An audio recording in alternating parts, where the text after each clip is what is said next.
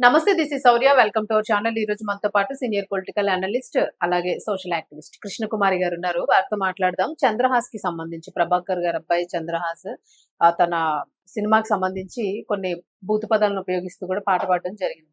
దాని మీద ఇప్పుడు అసలు ఎలాంటి సెక్షన్స్ ఫైల్ అయినాయి, కేసు నమోదైందని అంటూ ఉన్నారు. అలాగే అసలు అంటే అది యాటిట్యూడ్ అనుకుంటామా లేకపోతే ఏంటి, డీటెయిల్స్ అన్ని కూడా మేడంతో మాట్లాడదాం. నమస్తే. నమస్తే. ఏమంటారు మ్యామ్? మీ అభిప్రాయం ఏంటి? ఆల్రెడీ మీరు చెప్పారు పాట అది కరెక్ట్ కాదు, ఎప్పుడు వినలేని పదాలు ఉన్నాయి దానిలోనే. సో ఇప్పటికీ కూడా ఆశ్చర్యపోవాల్సిన విషయం ఏంటంటే అబ్బాయి అదే యాటిట్యూడ్, అదే హెడ్ స్ట్రాంగ్ అనేది కనిపిస్తూ ఉంది అక్కడ. అనుకోవచ్చు అట్లాగా, మీరేమంటారు? ఇది యాటిట్యూడ్ కాదు, హెడ్ స్ట్రాంగ్. ఇది అంతేనా? తలబిరుస్తనం ఉంది బాగా. అది తెలిసి తెలియనితనం కనిపిస్తుంది నాకు ఇక్కడ. ఇప్పుడు తెలిసి తెలియనితనం ఏంటంటే అన్ని తెలిసిన వాళ్ళు ఇలా ఉండరు, ఇంత యాటిట్యూడ్ చూపించరు, ఇంత తలబిరుసు చూపించరు. పైగా ఇంకొకటి ఏం జరిగిందంటే ఈ అబ్బాయికి ఇంత చేసి 21, 22 ఏళ్ళు. వీళ్ళు ఎంతసేపుడికి ఆ సినిమా ఎట్లా ప్రమోట్ అవుతుంది అనే ధ్యాసలోనే ఉన్నారు ఆ తల్లి తండ్రి ఈ అబ్బాయి. ఎందుకంటే ఫస్ట్ సినిమా వాళ్ళు తీసుకున్నారు, అది ఆడలేదు. ఇప్పుడు ఎవరో వచ్చి చేశారు సినిమా, ఇప్పుడు కూడా ఆడలేదు అనుకోండి, ఇంకా వేరే వాళ్ళు ఒక 2 సార్లు ఫెయిల్ అయ్యారంటే మూడోసారి ఎవరు తీయటానికి రారు. అందుకని ఏదో ఒక రకంగా పబ్లిసిటీ చేసుకోవాలి. ఇప్పుడు పెద్ద పెద్ద ప్రొడక్షన్ హౌస్లు వాళ్ళు పబ్లిసిటీ చేసుకుంటారు, బోలు డబ్బులు ఖర్చు పెట్టి పబ్లిసిటీ చేస్తారు. వాళ్ళతోటి పోటీపడి పబ్లిసిటీ చేయాలి అంటే ఈ చిన్న సినిమా వాళ్ళకి కుదరదు. అందుకని ఏం చేస్తారు అంటే విశ్వక్సేన్ లాంటి వాళ్ళు ఒక కొత్త రకం పందాలో ప్రమోషన్స్ చేసుకున్నారు. ఇప్పుడు ఈ అబ్బాయి ఏంటి, ఈ పాట ద్వారా ప్రమోట్ అంటే అందరి దృష్టిని ఆకర్షించవచ్చు అనుకున్నాడు. కానీ కొన్ని పదాలు లేకోకుండా ఈ పాట ఉండుంటే గనక ఇబ్బంది ఏం లేదు, అంత ఇబ్బంది ఉండేది కాదు. ఇది వెయ్యరా డోసు అంటే ఇంకాస్త వెయ్యరా డోసు అన్నట్టు అయిపోయింది. అయిపోయేసరికి ఇది నెగిటివ్ పబ్లిసిటీ నుంచి పాజిటివ్ రిజల్ట్ వస్తుంది అనుకుంటే నెగిటివ్ పబ్లిసిటీ నుంచి నెగిటివ్ రిజల్టే వచ్చింది. ఇప్పుడు పైగా ఇంత జరిగిన తర్వాత కూడా సమాజం ఏం ఎక్స్పెక్ట్ చేస్తుందంటే ఎప్పుడైనా సరే ఎంత చెడన్నా చేయనియండి ఎవరైనా సరే, ఒక్కసారి ఒక దండం పెట్టేసేసి మమ్మల్ని ఇంతటితో వదిలేయండి, క్షమించేసేయండి అంటే మొత్తం అందరూ వదిలేస్తారు, కూల్ ఆఫ్ అయిపోతారు. అడగడంటగా అబ్బాయి అడగడు. అసలు ఆ అబ్బాయిని పక్కన పెట్టి ఆ అబ్బాయిని అసలు ఒక రోజు ఇంట్లో కూర్చోబెట్టేసేసి ఆ తండ్రి బయటకు వచ్చేసేసి ఏం జరిగింది అయిపోయింది, దీన్ని ఇంతటితోటి వదిలేద్దాం అని చెప్పి ఒక నమస్కారం పెట్టేసి ఉన్నట్లయితే అదేదో చిన్నపిల్లవాడు చేష్ట కింద, చిన్నబిడ్డ చేష్ట కింద వదిలేసేవాళ్ళు. కానీ వాళ్ళు కూడా ఏంటి అంటే దానికి ప్రభాకర్ ముందుకు రాకపోవటము, ఈ అబ్బాయి అదే యాటిట్యూడ్. ఇప్పుడు ఇంతమంది కాదు అంటున్నారు అంటే ఏదో ఉండుంటది, నేను సవరించుకోవాల్సిన అవసరం ఉందేమో అనే ఒక మెచ్యూరిటీ లెవెల్స్ లేవు ఆ పిల్లోడి దగ్గర. అసలు అంటే ఆ సినిమా డైరెక్టర్ ప్రొడ్యూసర్ కూడా యాక్సెప్ట్ చేయట్లేదు కదా, అయినా కూడా మరి చేంజ్ ఎందుకు రావట్లేదు అంటారు? అదే యాటిట్యూడ్. ఇప్పుడు జేడి చక్రవర్తి బయటకు వచ్చి చెప్పారు కదా, ఇంకా ఫ్యూచర్ లో ఇప్పుడు జేడి చక్రవర్తి బయటకు వచ్చి చెప్పారు, ఆ రోజు నేను అసలు అక్కడి నుంచి లేచి బయటికి రాకపోవడం చాలా పొరపాటు అయింది అని చెప్పాడు. ఆ మాట అన్నాడు అంటే మనం సరిదిద్దుకోవాల్సిన అవసరం ఉంది అని అర్థం కావాలి కదా. అంటే ఇదంతా ఏమి అర్థం కానంత తలదిమ్ములో ఆ పిల్లోడు ఉన్నాడు. అతనే ఉన్నాడు అనుకుంటే ప్రభాకర్ కూడా అట్లాగే ఉన్నాడు. ఈ రాకపోగా సోషల్ మీడియా మొత్తం కోడైపోస్తుంటే అందరి జోలికి వెళ్ళకోకుండా ఒక జర్నలిస్టు పోస్ట్ పెట్టాడని చెప్పి అతనే ఫస్ట్ పెట్టినట్టున్నాడు ఈ పోస్ట్. అందుకని అతని మీద పడిపోయాడు. చాలా దారుణంగా మాట్లాడాడు అసలు అబ్బాయి మాత్రం.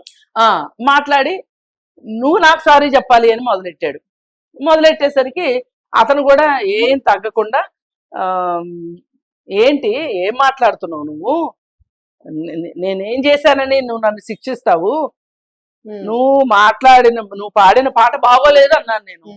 అది బాగోలేదు అనేది కనపడుతుంది, జనాలకు కనిపించట్లేదా, పోలీసులకు కనిపించదా, నాకు లాయర్లు ఉన్నారని మాట్లాడుతున్నావు. నువ్వు లాయర్లు ఉంటే తెచ్చుకో,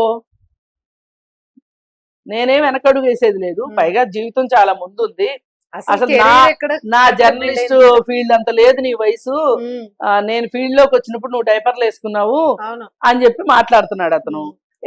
ఇప్పుడు అసలు పూర్తి డిఫెన్స్ లో పడిపోయాడు ఈ పిల్లోడు. డిఫెన్స్ లో పడిపోయాను అనుకోవట్లే, మన అందరికి అనిపిస్తుంది కానీ ఆ అబ్బాయికి అనిపించట్లా. అవును. అనిపించకుండా ఇంకా కింద పడ్డ నాదే పై చేయి అన్నట్టు మాట్లాడుతున్నాడు. ఇక్కడ ఆలోచించాల్సింది ఏంటంటే ఈ మొత్తం వ్యవహారంలో ఆ పిల్లోడిది ఒక్కడిదే తప్పని నేను అనుకోవట్లే. అవును అవును.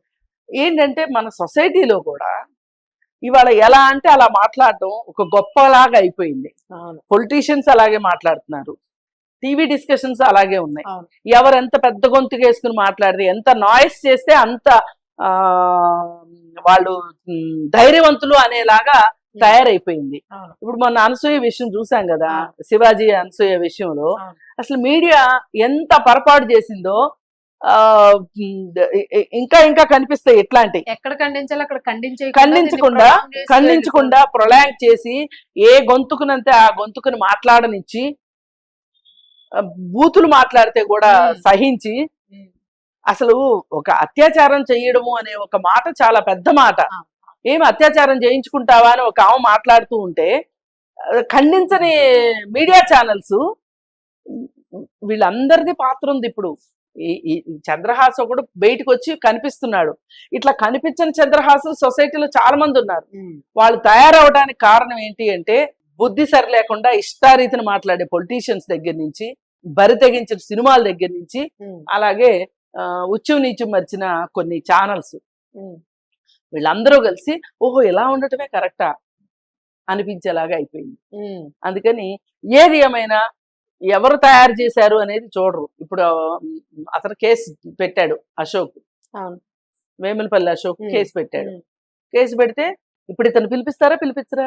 పిలిపించాలి. మరి బేసిక్ గా పిలిపిస్తారు, పిలిపిస్తారు కూడా. ఏ సెక్షన్స్ మేడం అవి? అంటే అసలు ఏమి దీని కింద పెట్టారు అంటే ఇది అశ్లీలతకు సంబంధించి అబ్సినిటీ, అశ్లీలత కిందకు వస్తుంది, అశ్లీలత అసభ్యత కిందకు వస్తుంది. అసభ్య పదజాలము అనేది దాని కింద ఇది కేసు అవుతుంది. సరే, బెదిరింపుకు పాల్పడ్డాడని బెదిరింపులు కూడా వస్తాయి, నెక్స్ట్ బెదిరింపులు కూడా వస్తాయి. మరి ఇంకా గమ్మత్ ఏంటి అంటే మొన్న శివాజీ మాట్లాడిన తర్వాత ఈ మీడియా మొత్తం అనసూయ మీద ఏకపక్షంగా విరుచుకుపడిన వాళ్ళు దీన్ని ఒక పెద్ద విషయంగా పరిగణిస్తున్నట్టు అనిపించట్లేదు. అవునా? అంత డిబేట్స్ పెడుతున్నారు కదా మేడం అందరూ దీని గురించి మాట్లాడుతున్నారు. అసలు ఎలా మాట్లాడారండి ఆ రోజు? ఒక మనిషితో డీల్ చేస్తున్నట్టు డీల్ చేశారా? అంటే ఈ అబ్బాయిని కూడా అలా డీల్ చేయమని చెప్పట్లే, దాని ప్రతిఫలం కావాలనేది. సరైన మెసేజ్ అయితే సరైన మెసేజ్ వెళ్ళాలి, ఇలా మాట్లాడటం కరెక్ట్ కాదు అని. ఇప్పుడు ఇలా మాట్లాడాను అనుకోండి, అంటే చిన్న బట్టలు వేసుకోవటాన్ని మీరు సమర్థిస్తారా అంటారు. అసభ్యంగా ఉండే బట్టలు వేసుకోవటాన్ని నేను సహించను, అశ్లీలమైన బట్టలు వేసుకోవటానికి, అశ్లీల ప్రదర్శనకి నేను అది మీరు స్టార్టింగ్ నుంచే చెప్తున్నా. కాకపోతే ఒక విషయం వచ్చినప్పుడు మనం ఎలా ఎవరిని టార్గెట్ చెయ్యాలి, ఎందుకు టార్గెట్ చెయ్యాలి, ఎలా టార్గెట్ చెయ్యాలి అనే దాని మీద నా స్టాండే. అవును. అసలు వీళ్ళు ఏంటంటే ఒక ట్రిగ్గర్ పాయింట్ వదిలేసి దాని చుట్టూ తిప్పారు. ఇప్పుడు మహిళా కమిషన్ శివాజీని పిలిచిందండి. అసలు మహిళా కమిషన్ అంటే ఎవరు? మహిళా కమిషన్ శివాజీని ఎందుకు పిలిచింది? అనసూయను కూడా పిలవాలి కదా. అసలు మహిళా కమిషన్ అంటే ఏంటో తెలియని వాళ్ళు కూడా. అంటే దీని అర్థం ఏంటంటే, నా ఉద్దేశం బాధ్యతగా మాట్లాడాలి. ఏది మాట్లాడినా మనం ఏదో బైక్ పెట్టేశారని మాట్లాడటం కాదు. ఇలా అసలు మహిళా కమిషను అట్లా పిలుస్తుంది శివాజీని అంటే, అసలు నీకు మహిళా కమిషన్ అంటేనే తెలియదు, నువ్వు ఎట్లా ప్రశ్నిస్తావు? దాన్ని మనం ప్రసారం చేసేస్తున్నాం మీడియాలో. ఇప్పుడు ఇది ఏమవుద్దంటే, అవకాశం ఉన్నా లేకపోయినా, పరిస్థితి అనుకూలించినా అనుకూలించకపోయినా, అంటే అవసరం ఉన్నా లేకపోయినా పోలీస్ వ్యవస్థ మీద దుమ్మెత్తిపోయడం. మనం ఏదన్నా విమర్శ చేస్తే అది సూటిగా టు ది పాయింట్ ఉండాలి. అలా కాకోకుండా అరుపులు కేకలతోటి ఏమి సాధించేది ఉండదు. ఇప్పుడు ఈ పిల్లోడు కూడా అదే కదా, ఓ అరిసేసాడు పాటలో. ఏం సాధించాడు చెప్పండి? ఒక ముక్క అర్థం కాలేదు మేడం, ఆ తిట్టిన ముక్క తప్ప, ఆ బూతు ముక్క తప్ప మిగిలిన పాట అర్థం కాలేదు. అసలు దాని కాన్సెప్ట్ ఏంటి, అది పాట ఏంటి అసలు? ఇంకోటి ఏంటంటే, నేను సెన్సార్ గురించి మాట్లాడాము. అసలు ఈ పాటలు ఈ పదాలే లేవు అని చెప్పేసి డైరెక్టర్, ప్రొడ్యూసర్ వీళ్ళందరూ అంటూ ఉంటారు. అది మనం ఎలాగంటే ఎందుకు పాడాడు అసలు? పైగా అబ్బాయి అంటున్నాడు, ముందేదో అన్నారు నన్ను, దానికి రివెంజ్ గా పాడాను. అవునవును, అది ఎవరు యాక్సెప్ట్ చేస్తారు అసలు? నన్ను ఎన్ని మాటలు అన్నారు అంటే, అసలు మీరే నేర్పించారు నాకు ఈ మాటలన్నీ అని మాట్లాడుతున్నాడు. సరే, ఏది ఏమైనా అతనికి మట్టుకు ఎంతో కొంత బుద్ధి కొంచెం పర్సనాలిటీ పద్ధతి అది పర్సనాలిటీ డెవలప్మెంట్ లోనే కాస్త తేడా ఉంది అని అనిపిస్తుంది. ఈ తేడాన్ని సరి చేసుకోవాల్సిన అవసరం మొదటగా తల్లిదండ్రులకు ఉంది. ఎందుకంటే ఇంకా అతను తల్లిదండ్రుల అదుపాజ్ఞల్లోనే ఉన్నాడు. అవసరం ఉంది, ఖచ్చితంగా అవసరం ఉంది. అంటే ఈ పిల్లోడు ఒక్కడే ఇలా ఉన్నాడని అనుకోవద్దండి, చాలా మంది ఉన్నారు. ఇంతకంటే చిన్నోళ్ళు కూడా, ఇంతకంటే భీకరంగా మాట్లాడుతున్న వాళ్ళు కూడా ఉన్నారు, భీకరమైన పనులు చేస్తున్న వాళ్ళు కూడా ఉన్నారు. ఈ సోషల్ మీడియా ప్రభావం, సోషల్ మీడియాలో లెక్కకు మించిన దరిద్రపు కంటెంట్ అంతా వచ్చేస్తుంది. అది చూసేసేసి ఎవరికి వాళ్ళు ఓపెన్ కదా, ఇది ఓపెన్ ఫీడ్, ఓపెన్ సీక్రెటే కదా, ఇందులో దాచుకోవడానికి ఏముంది అన్నట్టు అయిపోయింది ఫీల్ అవుతున్నారు 60% పీపుల్. మిగిలిన 40 మంది ఇబ్బంది పడుతూ ఉన్నారు. అంతే. Right ma'am. అంటే ఫైనల్ గా ఎలాంటి అప్డేట్ వచ్చే ఛాన్స్ ఉంది అంటారు? ముందైతే పోలీసులు పిలుస్తారు. పెద్ద డైరెక్టర్స్ ఎవరైనా కొంచెం కూర్చోబెట్టి బుద్ధి చెప్పే అవకాశం ఉంటుందా? ఎవరు చెప్తారు? ఫీల్డ్ లో ఎవరున్నారు చెప్పండి?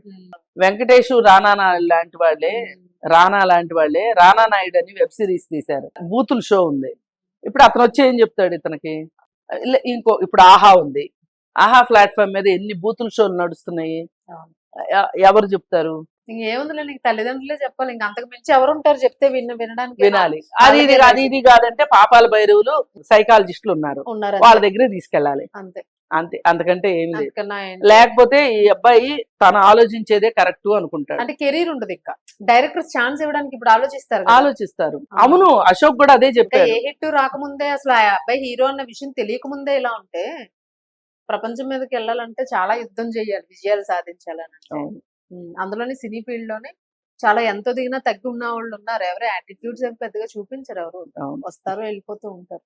చూడాలి. Thank you.